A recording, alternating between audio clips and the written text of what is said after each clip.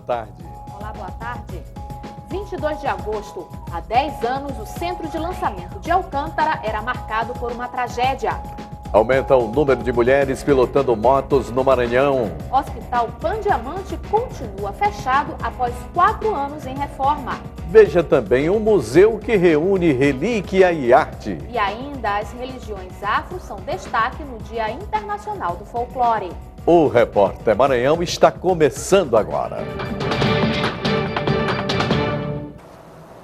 O senador José Sarney recebeu alta de um hospital particular em São Paulo, onde estava internado desde o dia 31 de julho, quando foi diagnosticado com dengue aguda e pneumonia. Na terça-feira passada, José Sarney se submeteu a um cateterismo coronariano.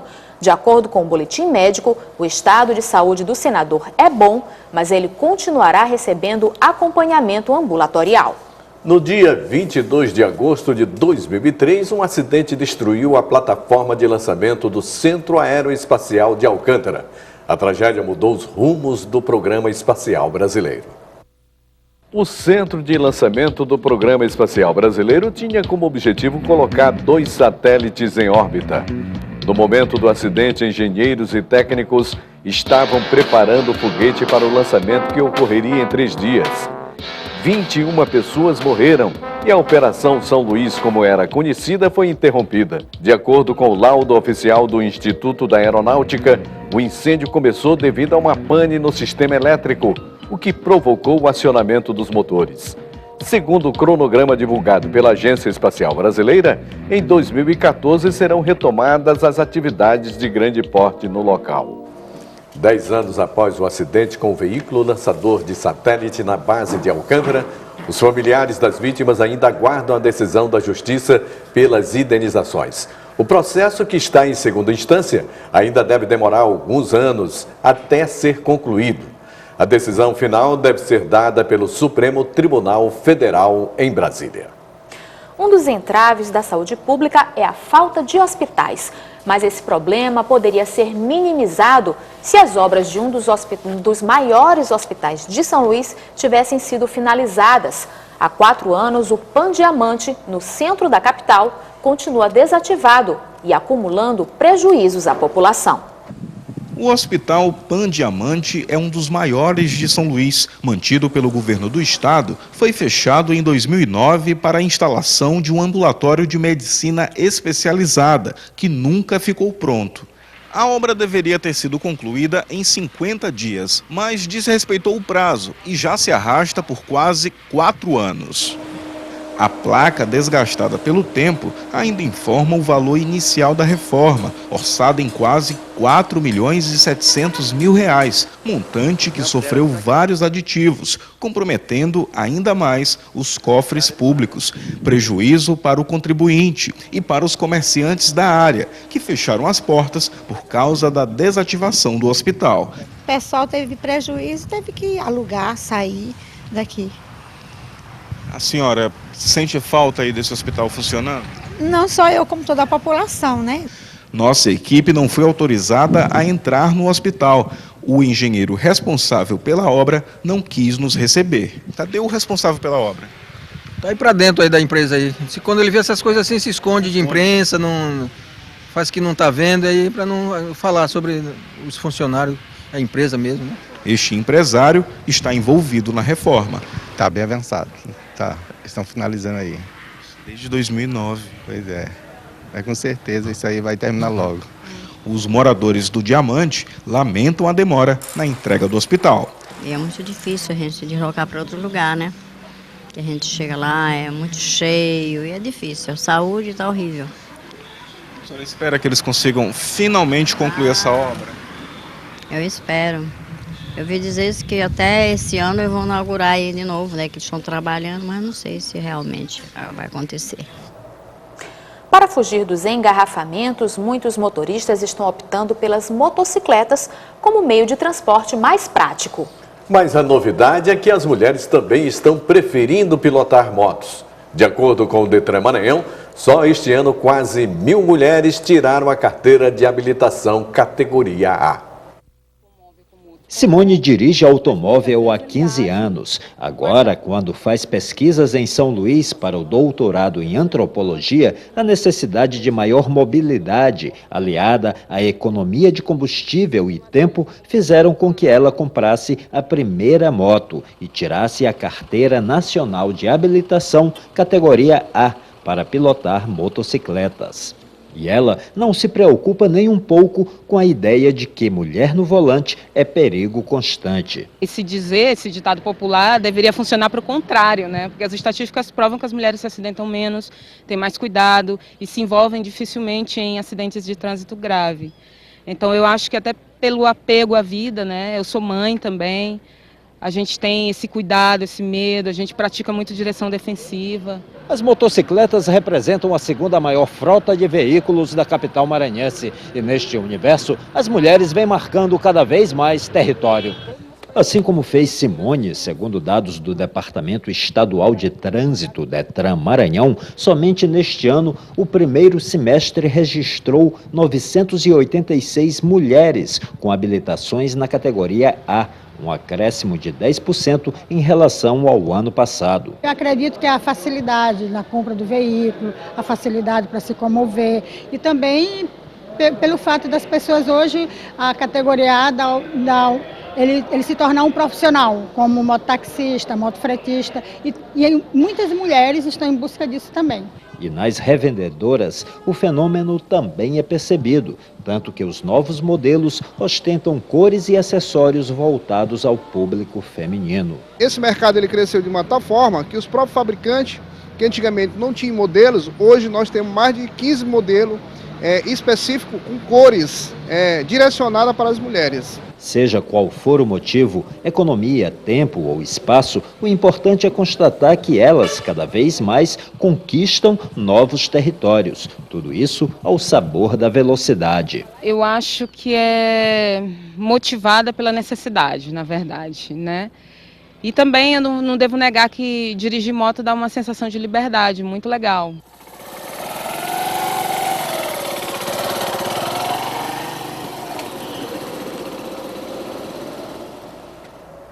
Veja no próximo bloco a importância do acompanhamento dos pais nos estudos dos filhos. As dicas dos especialistas para se ter sucesso numa entrevista de emprego. E você vai ver também o Maranhão é o 5º estado brasileiro em números de emissão de cheques sem fundos.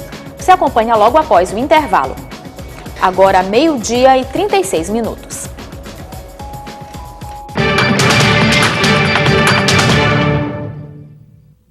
A importância da participação do povo. Você é nosso parceiro na construção da comunicação pública. Tudo que aparece na televisão hoje em dia realmente mexe com a nossa sociedade. Cada um expressaria o que quer ver, o que quer ouvir. É o público que é o maior interessado. Isso pode moldar até a formação dessa própria televisão. Participe! ouvidoria@ebc.com.br. Aqui você tem voz. Bom, eu me preocupo com a questão da água já há bastante tempo, porque eu percebo assim que nós temos um povo que tem muita água, muita abundância, e a gente tem uma sensação então que a gente precisa cuidar muito bem dela. Uma medida é, por exemplo, aproveitar a água das chuvas. Ter uma caixa coletora de água, que é usada para o jardim e é usada na privada também. A gente tem o hábito de deixar a água correr. No banho, quando a gente escova os dentes, quando a gente lava a louça. Então, é muito importante que a gente vá se dando conta que essa água é uma água tratada, que passou por um processo caro. Mas vamos imaginar isso, várias casas fazendo isso, aí vai fazendo uma diferença. Sempre é a soma dos pequenos que faz a diferença. Eu sou Miriam, eu armazeno água da chuva na minha casa.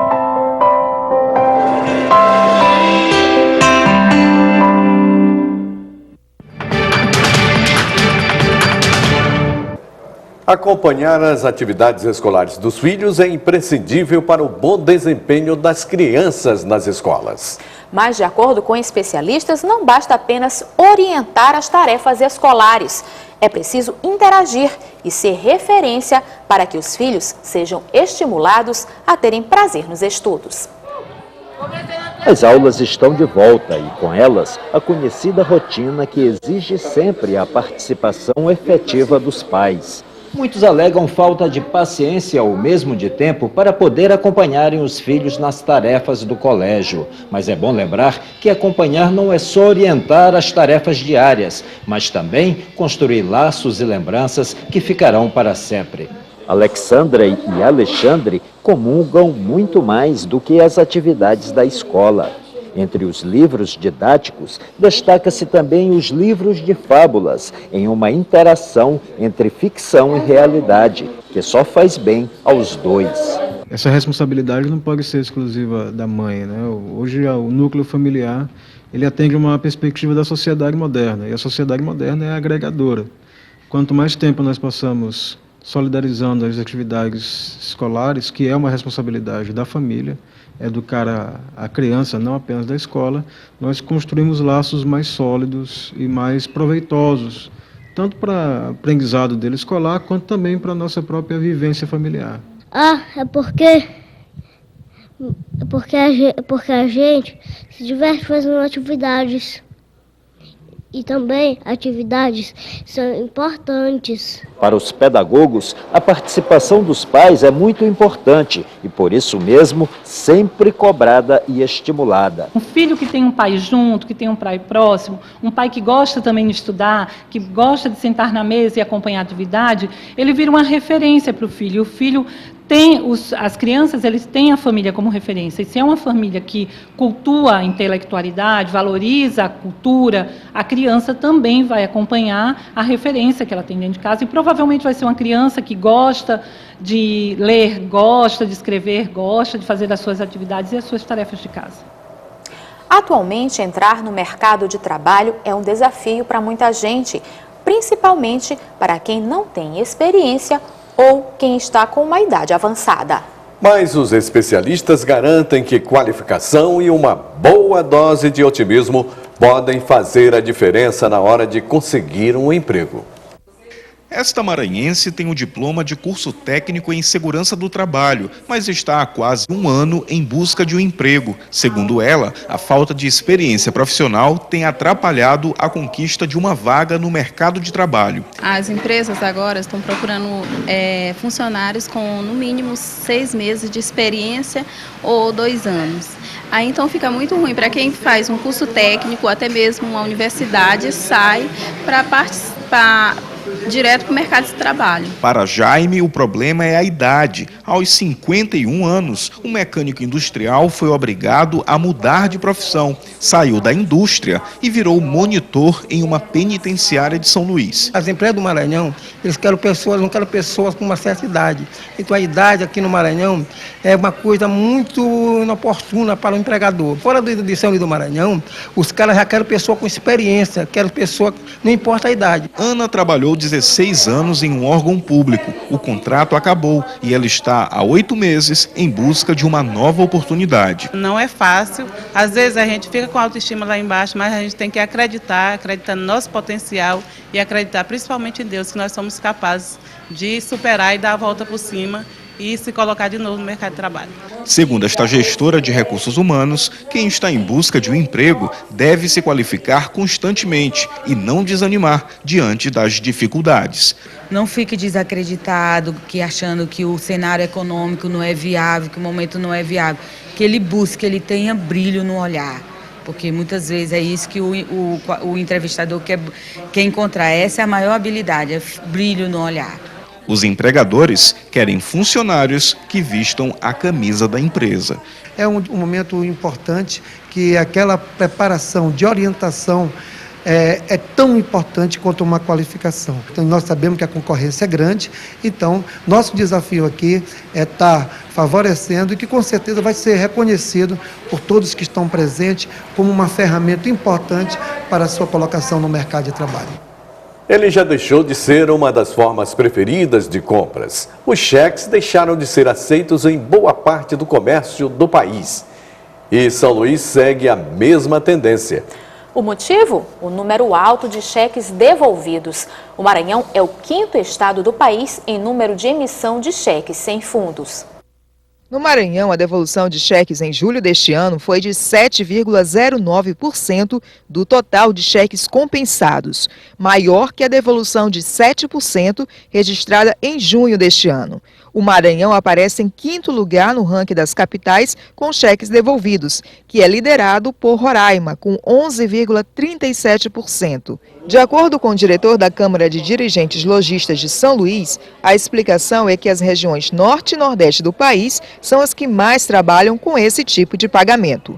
Ocorre que isso aqui ainda é muito usual, concessão de crédito através do cheque pré-datado. E isso, se não tiver um cadastro criterioso para a liberação desse crédito, logicamente, essa incorre nessa inadimplência que vem avoluma-se aqui no Nordeste. De acordo com a CDL, a devolução de cheque sem fundo está ligada ainda aos gastos do período como Dia das Mães, Dia dos Namorados e férias. Para manter o poder aquisitivo, o consumidor pode estar buscando novos empréstimos com cheques pré-datados. O consumidor acorre a essa linha de crédito, que é fazer dinheiro com os talões de cheque de desconto. E isso realmente, calcionando esses cheques, isso realmente ocasiona um prejuízo para ele e, logicamente, um aumento na elevação da taxa de inadimplência. A quinta-feira amanheceu ensolarada em São Luís, mas pode chover à tarde e à noite. Veja agora a previsão do tempo para todo o estado. São Luís, tempo parcialmente nublado ao longo do dia, com possibilidade de chuvas leves e esporádicas. Mínima de 23 e máxima de 31 graus. Em Imperatriz, nebulosidade variável ao longo do dia, com possibilidade de chuvas leves e esporádicas. Mínima de 23 e máxima de 33 graus. Em Caxias, nebulosidade variável ao longo do dia, com possibilidade de chuva de leve a fraca. Mínima de 24 e máxima de 34 graus. Em Balsas, nebulosidade variável ao longo do dia, sem possibilidade de chuva. Mínima de 23 e máxima de 33 graus.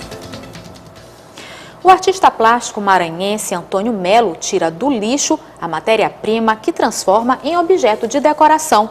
Com talento e criatividade, aparelhos eletrônicos abandonados e até mesmo peças de carros podem se transformar em verdadeiras obras de arte.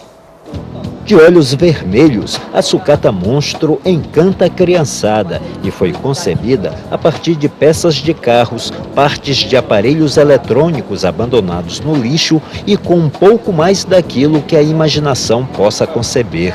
Assim nasceu também o pavão, com peças de antenas parabólicas e de ventiladores, então transformadas em arte através das mãos do artista plástico Antônio Melo.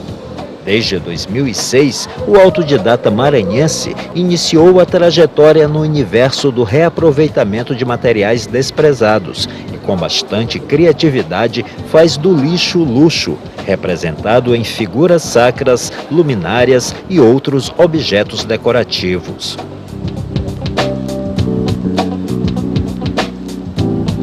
Na última mostra individual, a nova roupagem do lixo, Antônio Melo apresentou 60 peças que testemunham o prazer de quem sabe recriar sem destruir. Se a gente aproveita esse material que é tão rico, a gente pensa que não vale nada, né? Mas juntando, fazer que é um quebra-cabeça. Esse meu trabalho é tipo um quebra-cabeça. Tem que juntar as peças para ficar alguma coisa. Tem que dar um objeto, uma peça sacra, um animal, qualquer coisa. Vai depender da visão de quem vê o objeto, o lixo, como se diz propriamente, né?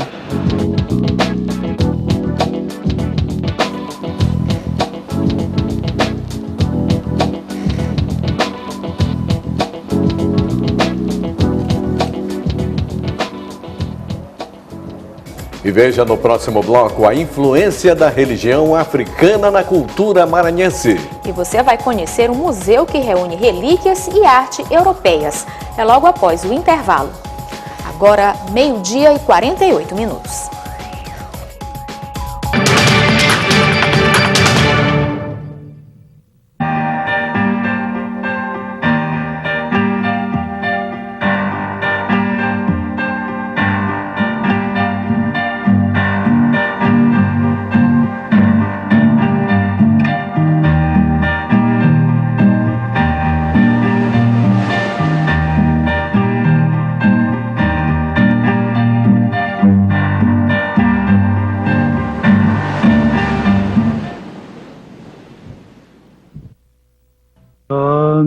charanam gacchami.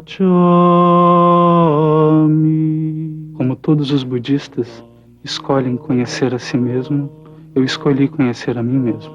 Estudar o caminho de Buda é praticar meditação, é praticar iluminação, é perceber que já somos Buda. Iluminação é sabedoria e compaixão. É isso que o budismo prega. É isso que o budismo ensina. Alegria é ser quem você é. Alegria é compartilhar momentos bons com os outros.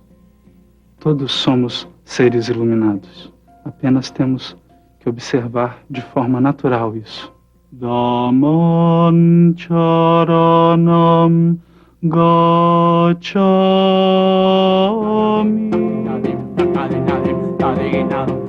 Cultura e fé.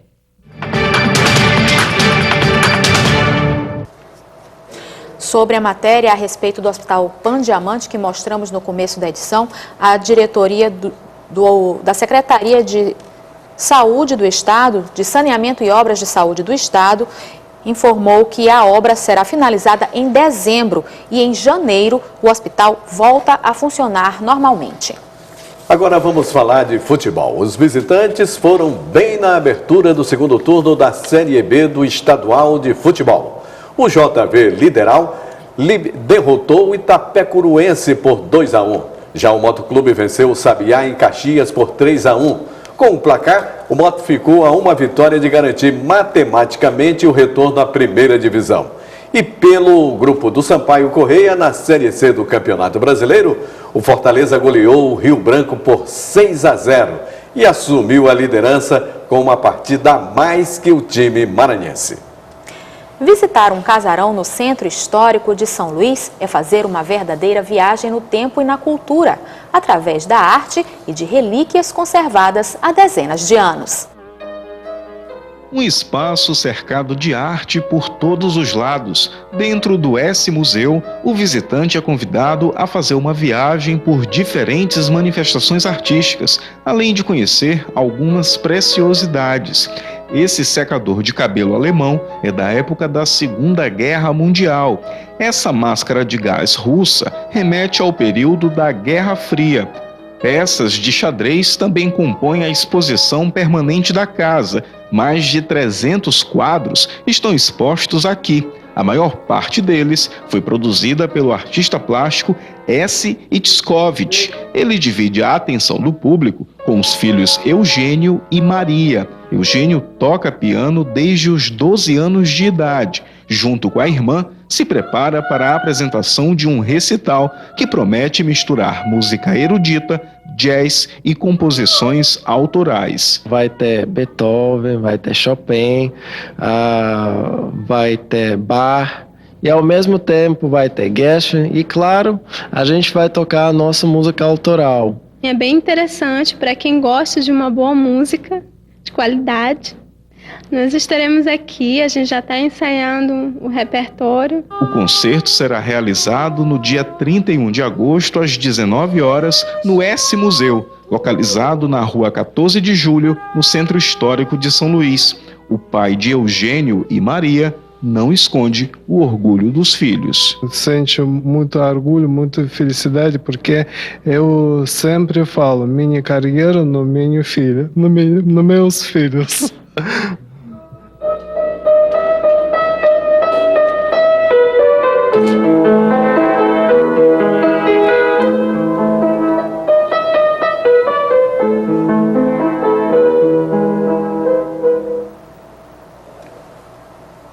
Hoje é comemorado o Dia Internacional do Folclore. E em São Luís, a celebração aconteceu com manifestações e debates sobre a cultura afro. Para marcar o Dia Internacional do Folclore, 22 de agosto, sacerdotes das religiões de matriz africana foram convidados pela coordenação da 25ª Semana da Cultura Popular para uma roda de conversa cujo foco estava na influência da religião afro sobre os aspectos da cultura maranhense. Na verdade, no momento que esse espaço é garantido para os povos de terreiro poder dar a sua visão em relação à cultura popular, ele só fortalece esse sentido de identidade. A afirmação desta identidade nos leva a ocupar espaços de decisão e mostrar e desmistificar todo o lado pejorativo que tem a religião de matriz africana. Ao enfatizar aspectos teóricos e artísticos, assim como a discriminação e o preconceito, os afrodescendentes acreditam no conhecimento como instrumento de defesa. Ah, sim, precisa ter conhecimento de tudo para a gente poder mostrar a nossa cara e dizer o que nós queremos, dentro do respeito, do reconhecimento do que nós somos, para não sermos pisoteados. Seguindo o tema proposto pela semana, os tambores do Maranhão, o terecô do município de Bacabal, herança religiosa da família de Dona Roxa, apresentou as doutrinas, cânticos, acompanhados pelos tambores que tanto estruturaram o perfil cultural do Maranhão e que ainda hoje reforça laços afetivos e tem a sua importância sociocultural. Terecô, para mim, faz parte da gente fazer uma caridade para uma pessoa que chega com a necessidade, ajuda alguém, você está entendendo? Para mim, é uma grande responsabilidade.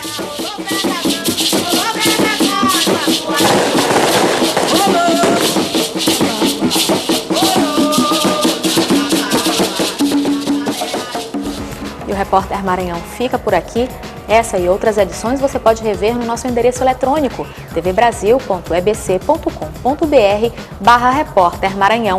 A gente volta a se encontrar amanhã ao 12:30. Uma boa tarde para você e até lá. Boa tarde e até amanhã.